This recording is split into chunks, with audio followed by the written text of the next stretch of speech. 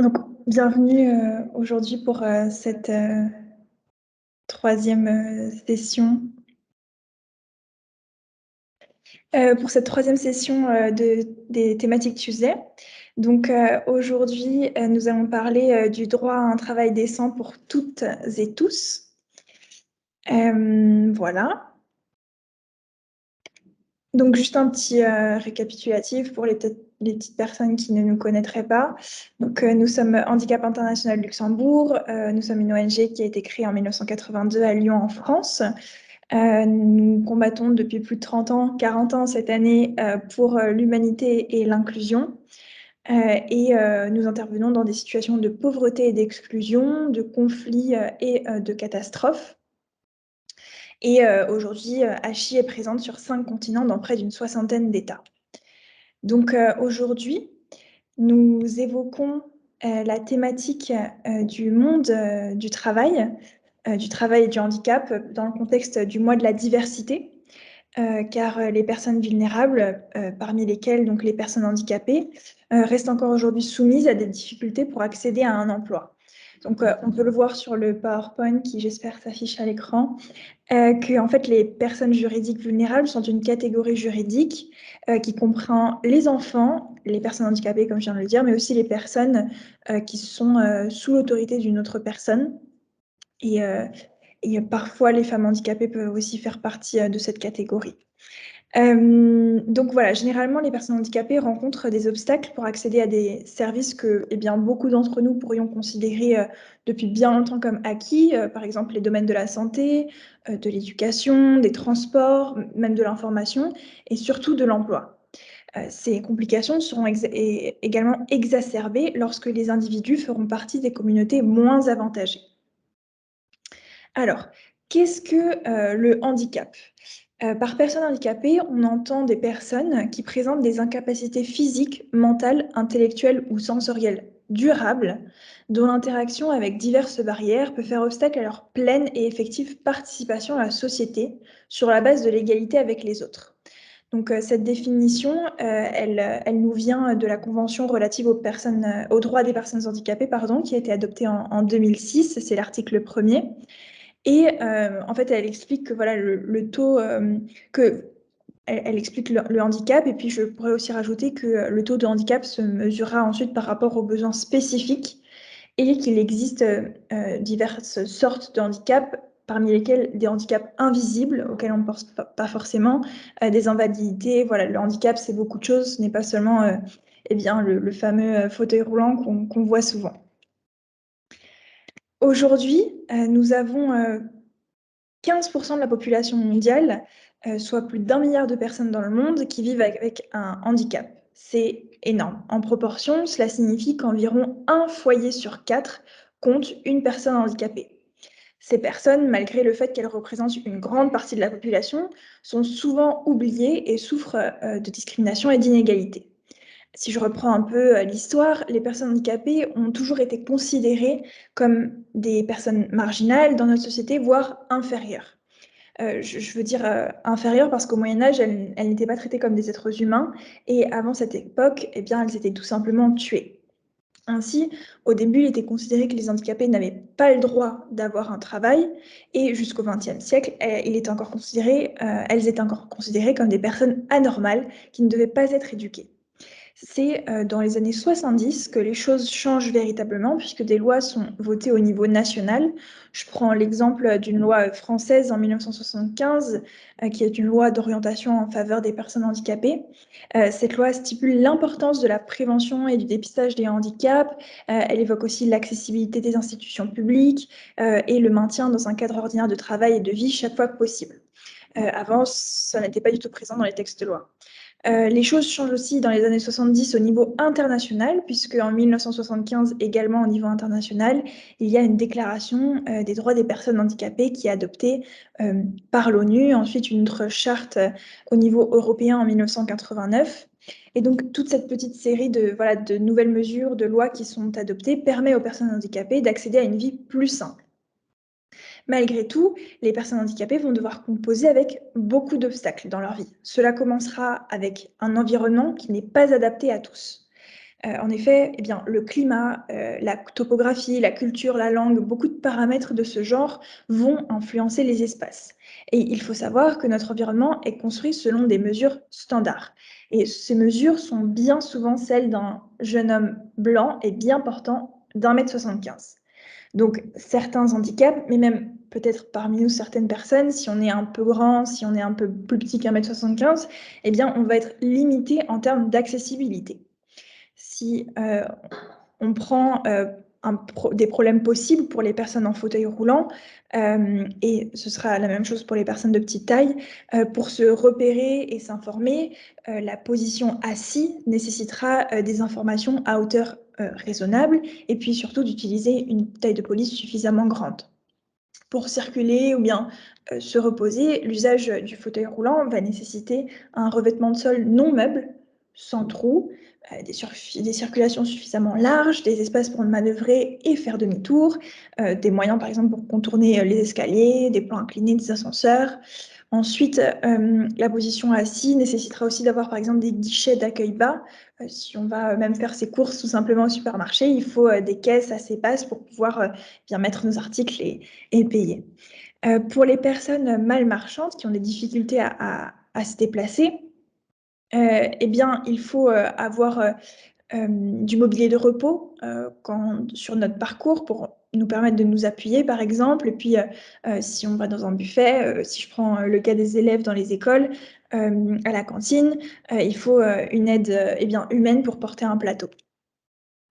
Pour, les personnes ayant des problèmes de force motrice, il faut, pouvoir, utiliser, pour être capable, en fait, d'utiliser certains équipements, il y a certaines maladies qui vont, entraîner des pertes de force motrice et il faudra avoir des objets faciles à actionner, des objets comme des poignées de porte, la robinetterie ou des boutons de commande.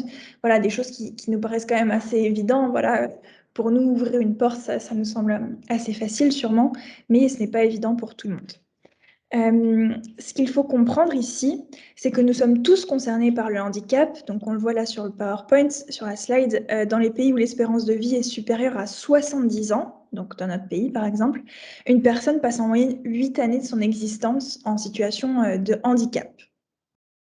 Donc, étant donné que c'est une situation qui pourra probablement nous arriver, il est, nécessaire de promouvoir une inclusion plus juste des personnes handicapées dans la vie en général, mais, surtout aujourd'hui pour nous dans le milieu professionnel. Donc le handicap dans le milieu professionnel, qu'est-ce que c'est? On parle, de handicap au travail lorsqu'une personne rencontre des difficultés dans l'exercice de son métier en raison de problèmes de santé. Donc ces problèmes pourront être d'origine professionnelle ou, personnelle. Parce qu'il faut savoir que les accidents du travail, ça arrive et ça peut même entraîner un handicap. Donc je vous ai mis, voilà, des exemples de handicap. Donc on aura des handicaps physiques, hernie discale, on peut boiter, avoir une paraplégie, une lombalgie.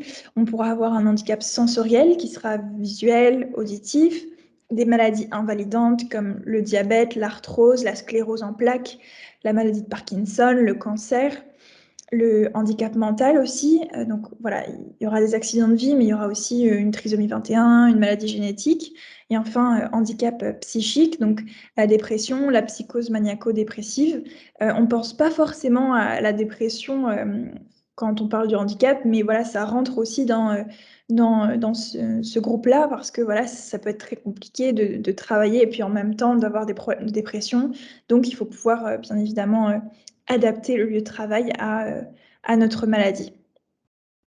Si vous avez des questions, n'hésitez pas à m'arrêter, bien évidemment, ou même des commentaires d'ailleurs.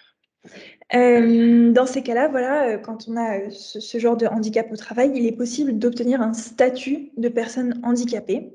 Donc ça permettra à une personne, de travailler dans des conditions adaptées à ses besoins, et surtout la mise en place, de mesures d'insertion professionnelle, d'accompagnement et de suivi du salarié handicapé sur le marché du travail ordinaire.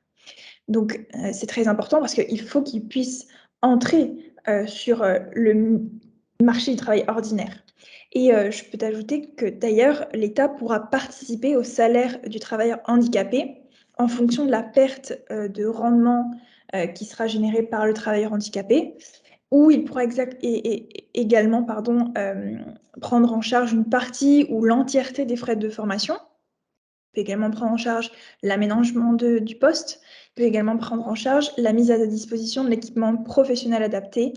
Donc voilà, beaucoup de choses qui peuvent être prises en charge par l'État. Et je parle ici, bien évidemment, de l'État luxembourgeois, français, belge, des pays comme plutôt du Nord, si je puis dire. Les pays du Sud ne prennent pas forcément en charge ce genre de prestations. Les entreprises sont aussi tenues parfois d'employer des personnes handicapées.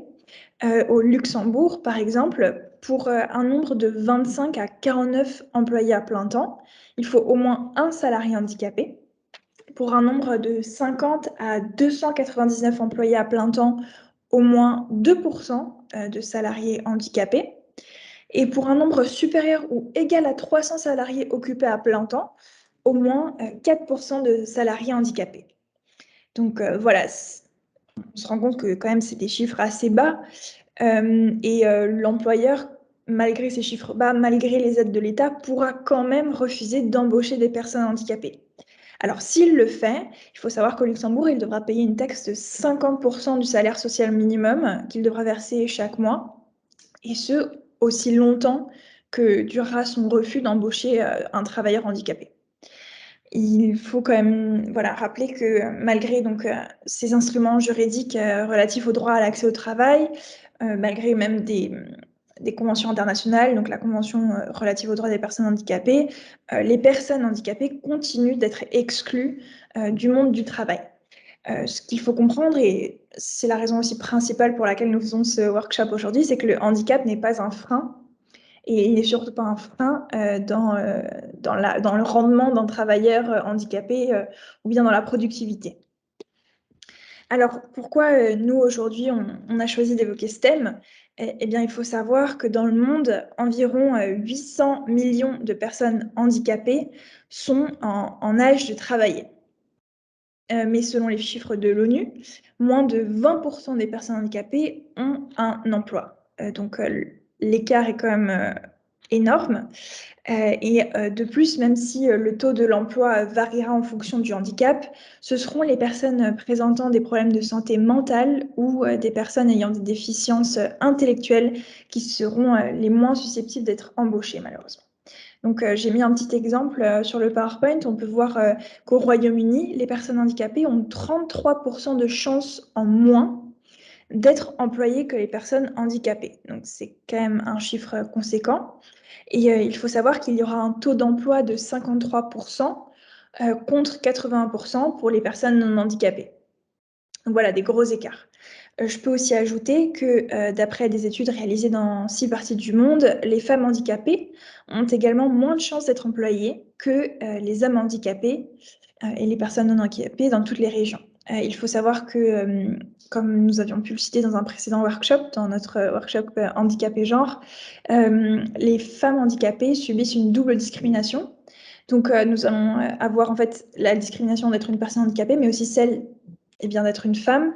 Les femmes handicapées n'échappent pas aux fonctions du care, donc en fait les fonctions domestiques, les fonctions de la vie privée. Donc en fait ces femmes-là vont devoir faire eh bien, une première journée de travail, si je puis dire, eh bien, à l'emploi quand elles seront sur leur lieu de travail, et puis une deuxième journée de travail quand elles seront à la maison. Et certaines femmes handicapées qui ont déjà des difficultés pour, euh, pour ces premières journées de travail eh bien, à la maison ou bien ces deuxièmes journées de travail à la maison ne pourront pas avoir donc un emploi et ne pourront donc pas bénéficier de revenus ni autres. Il faut savoir que les ratios emploi-population pour les femmes handicapées seront ensuite les plus faibles en Afrique du Nord et en Asie occidentale et les plus élevés en Europe. Malgré tout, il ne reste que de 42%. Donc, je pense que voilà, l'Europe a encore quand même des petites améliorations à atteindre, à faire. Je peux aussi ajouter que d'autres données seraient plus difficiles à vous présenter, étant donné que beaucoup d'États ne recueillent pas d'informations sur l'emploi des personnes handicapées. Et même beaucoup d'États en fait ne recueillent pas d'informations sur les personnes handicapées tout court.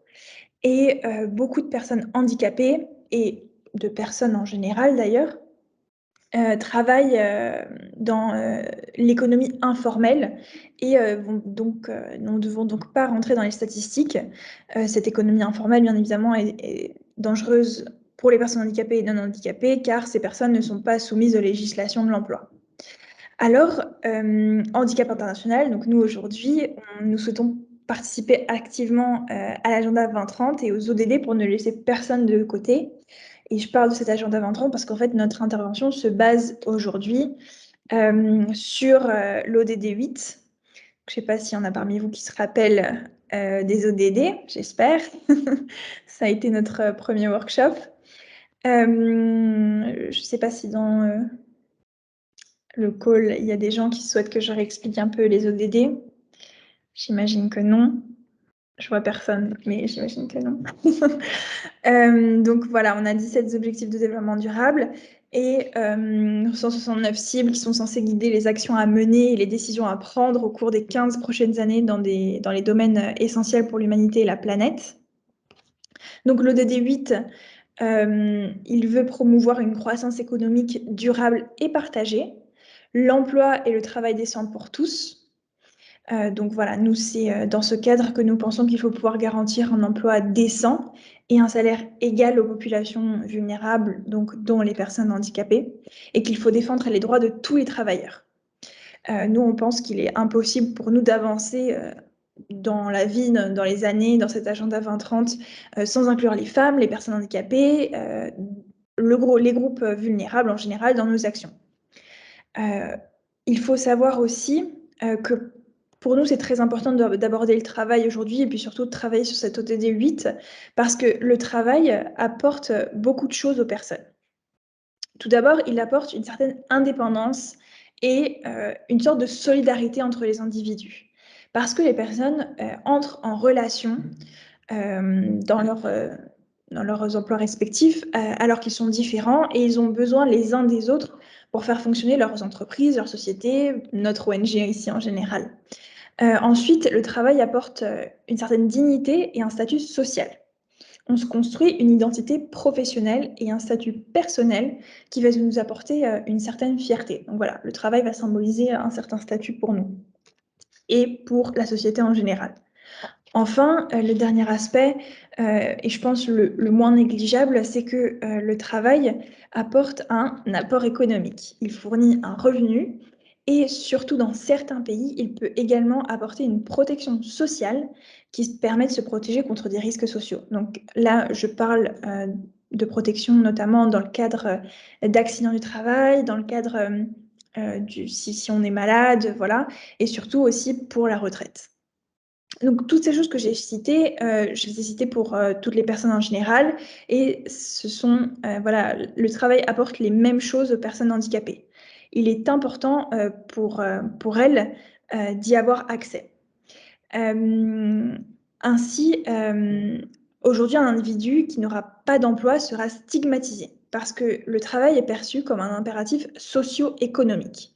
Il fait partie, en fait, de l'intégration sociale d'un individu. Il a comme un rôle de prestige social et il permet de classer socialement les individus. Si tu as un travail, tu seras bien considéré. Si tu n'en as pas, tu seras probablement moins bien considéré par, la société. Et nous pensons que si le travail est un facteur clé du bien-être économique des individus, puisqu'il est une source de revenus et il permet une grande amélioration de la qualité de vie des individus, ces progrès ne seront possibles que si le travail est décent.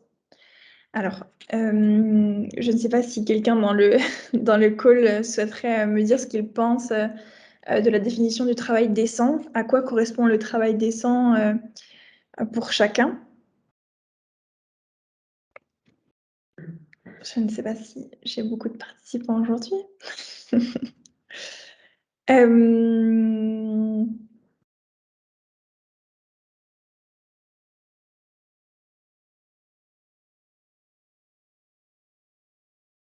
Maria, je t'en prie.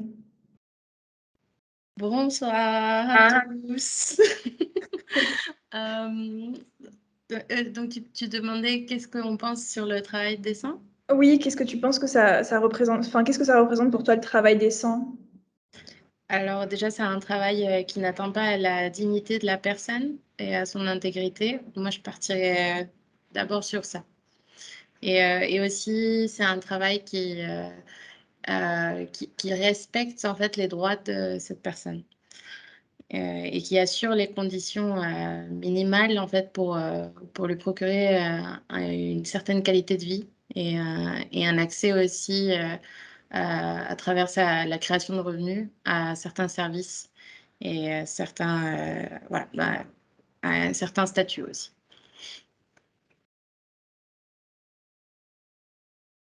Oui, complètement, tu as raison. En fait, le travail décent, en fait, ça résume un peu les volontés des personnes au travail.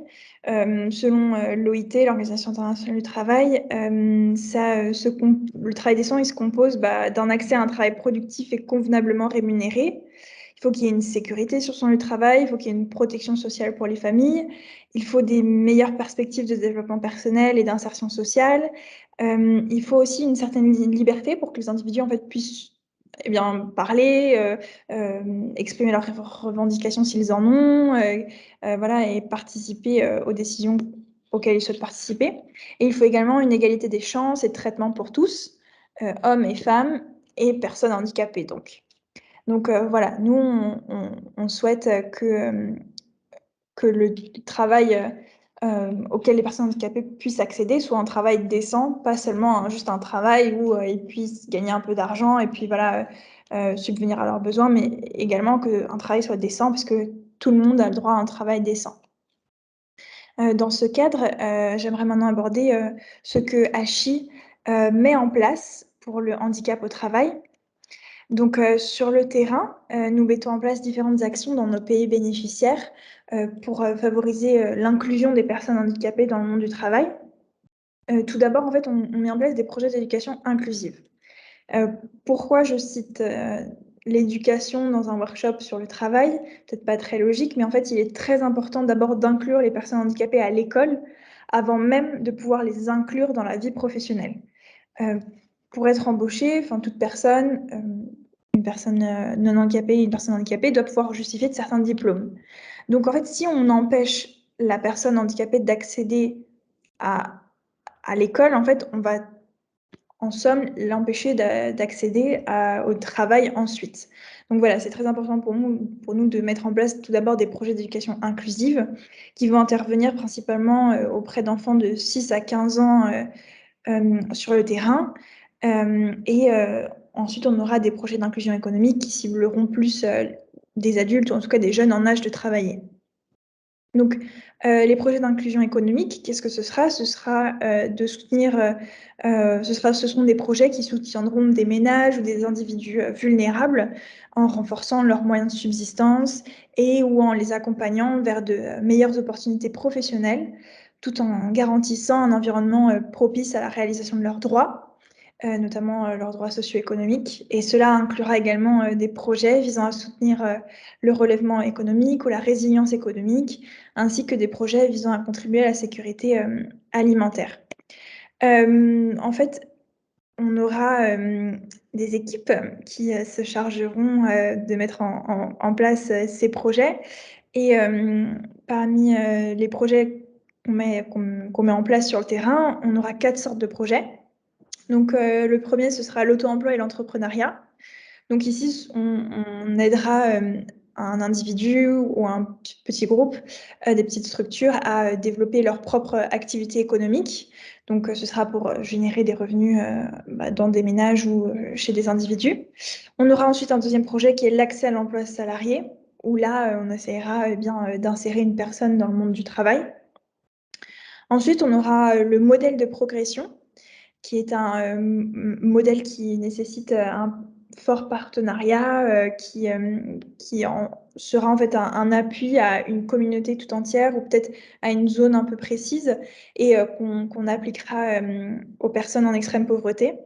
On sortira, les gens de l'extrême pauvreté pour ensuite les mettre dans la pauvreté, donc voilà, on essaie quand même de les aider et en fait, c'est tout simplement un projet pour, les sortir de la marginalisation extrême et essayer de les réintégrer, dans la société.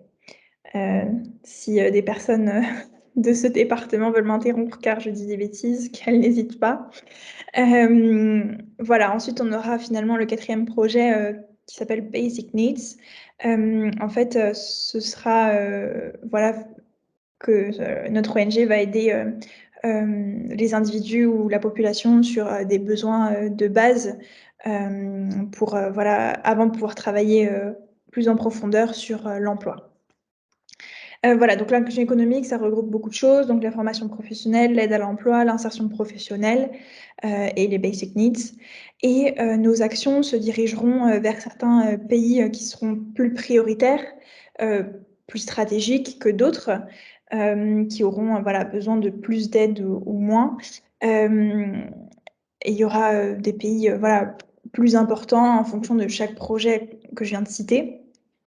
Et juste une petite explication, pourquoi des pays seront plus prioritaires que d'autres? Eh bien, ce sera selon les contextes d'urgence, de crise, de voilà, contexte géopolitique. Il y aura des pays qui auront plus besoin d'accompagnement vers, un projet, d'autres vers un autre et ce ne seront pas forcément des États qui seront, dans des mauvaises situations, politiques ou bien économiques, mais ce seront des pays, vers lesquels le terrain aura évalué qu'il sera important de mettre en place, des structures, des infrastructures, des projets, voilà, pour sortir les gens, eh bien, non, tout simplement pour inclure, économiquement les gens. Donc voilà. Si, je peux faire, je sais pas si des gens ont des questions? J'imagine que non. Handicap, international ensuite je voudrais, évoquer que Handicap International cherche à insérer les personnes dans la vie active. Donc, l ce que vous voyez là sur le PowerPoint, c'est, notre, un de nos bénéficiaires, du Sénégal qui s'appelle Boubacar. Donc, à 33 ans, Boubacar, il est, juriste au ministère de l'intégration africaine, du NEPAD et de la bonne gouvernance. Donc, voilà, un très bon poste et il souffre de la poliomyélite et il se déplace aujourd'hui avec des béquilles. Alors, juste pour remettre dans le contexte, la poliomyélite, c'est une maladie qui est causée par un virus qui entraîne des problèmes respiratoires, une paralysie, soit des bras, soit des jambes qui peut devenir permanente, ou même la mort, enfin quand elle est très grave. Donc si je puis dire là, Boubacar, il n'a même pas eu la forme très grave, il peut entre guillemets, il a eu entre guillemets une version faible de la maladie. Il faut savoir que c'est une maladie très contagieuse qu'on peut attraper notamment en buvant, de l'eau ou des aliments, contaminés et il faut aussi savoir que c'est une maladie qui est, maintenant, sur nos territoires, européens, presque disparue puisqu'en fait c'est une maladie, que nous on ne va pas avoir grâce aux vaccins qui vont, nous être donnés quand on est assez petit. Mais dans des continents, africains, asiatiques, où, il n'y a pas forcément beaucoup de vaccins, où ils sont très chers, il n'y a pas de protection sociale, pas de sécurité sociale et bien, voilà, c'est des maladies qui existent encore malheureusement. Donc voilà, Boubacar, c'est une, personne que Handicap International a accompagnée, voilà, dans son projet professionnel afin qu'il puisse, dépasser, tous les obstacles qui étaient liés à son handicap moteur. Donc en fait, notre ONG l'a aidé à faire valoir ses compétences, et à sensibiliser, le ministère du Sénégal de la fonction publique sur l'intégration des personnes handicapées dans ses équipes. Donc avec ce monsieur, on va avoir un projet d'insertion professionnelle qui a été mis en place. Et pas que pour lui, bien évidemment, c'est pas un projet, qui lui a été réservé, c'était plus généralement sur la région de Dakar, auprès des personnes handicapées de la région de Dakar et donc dans le cadre de ce projet, Boubacar a été suivi, pendant plus d'1 an par un travailleur social et un conseiller en emploi et un bilan, de compétences a été mené, voilà, avec l'association et ça lui a permis, de préciser son projet professionnel. Donc voilà, pour améliorer sa culture d'entreprise, beaucoup de choses ont été faites. Il y a des formations qui ont été proposées, qui ont été même organisées par Handicap International et Boubacar a finalement été sélectionné pour intégrer la direction du ministère, de, l'intégration africaine, du NEPAD et de la bonne gouvernance. C'est un poste exigeant, voilà, mais qui correspond, en fait, à ses compétences, tout simplement, ses compétences juridiques et sa motivation. Il faut savoir que c'est un monsieur qui a étudié, assez longtemps, qui a eu un master en droit des migrations, et donc qui était tout à fait apte à, obtenir, un poste de ce genre. Il représente, voilà, la direction dans différentes instances. Il intervient sur les questions d'intégration économique et sociale, de migration et d'environnement. Il gère également des tâches administratives et il est parfaitement apte à faire toutes ces tâches qui lui sont assignées. Bien évidemment, quelques aménagements ont été nécessaires pour permettre à Boubacar d'exercer son métier confortablement. Donc, son bureau est par exemple situé au 4e étage. Donc, là où il a un accès direct à l'ascenseur, tandis que ses collègues sont au 3e. Et voilà, pas mal de choses comme ça qui ont été mis en place pour lui. Et après, 1 an en poste, Boubacar, s'est montré très satisfait de son intégration. Il disait que: «Dans ce travail, je n'ai aucun problème lié à mon handicap. Il ne se fait pas du tout sentir. Mes collègues me respectent et j'ai de très bonnes relations avec eux». Donc voilà, c'est un très bon exemple, ce témoignage de comment, avec, seulement quelques petites intégrations pardon, quelques petits aménagements, et bien, une personne handicapée peut très facilement réussir à être productive et puis à faire du très bon travail. Et il faut savoir que ça avait été très dur pour ce monsieur d'obtenir un travail avant parce que, toutes les fois où il avait envoyé un curriculum, une lettre de motivation et bien il avait été refusé parce qu'en fait, les structures ne voulaient pas, mettre, je veux dire, ne voulaient pas adapter, l'environnement de travail à ce monsieur alors qu'il était parfaitement, voilà, apte à travailler. Je ne sais pas si quelqu'un a des questions, des commentaires? Non? Hem Eh bien, je conclurai ce Thematic Tuesday par les mots du professeur, Stephen, Hawking qui, lui aussi, a souffert, d'une maladie invalidante, d'un handicap. Il disait que les personnes handicapées dans le monde éprouvent, des difficultés extrêmes pour survivre chaque jour, sans parler d'emploi ou, d'accomplissement personnel. Les personnes handicapées sont confrontées à divers obstacles au niveau des attitudes, sur le plan, physique ou financier et que résoudre ces obstacles est à notre portée. Donc voilà, monsieur Stephen Hawking, hem, pense que résoudre ces obstacles est à notre portée. Il a raison. Les personnes handicapées peuvent exercer tous les emplois qui seraient adaptés à leurs besoins et dans un environnement, propice, elles peuvent être parfaitement productives. Donc, comme il est possible d'offrir des solutions aux personnes handicapées, il est important que nous les mettions en place afin de parvenir à vivre dans un monde plus juste et plus inclusif.